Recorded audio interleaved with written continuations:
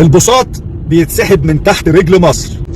البلد بتتعرض لمؤامرة جامدة جدا. المؤامرة دي بتستهدف تغيير الهوية المصرية، تدمير الهوية المصرية، ادخال البلد في نفق مظلم من التطرف.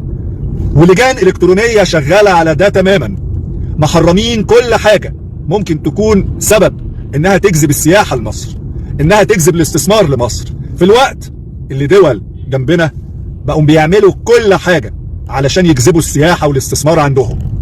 البساط بيتسحب فنيا من تحت رجل مصر، بيتم استقطاب الفنانين لتوجه معين لبلد معينة.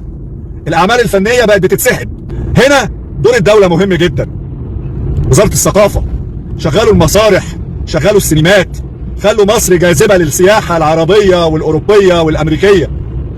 ثقافة الأمم بترتقي بالفن. فين الدولة من اللي بيحصل؟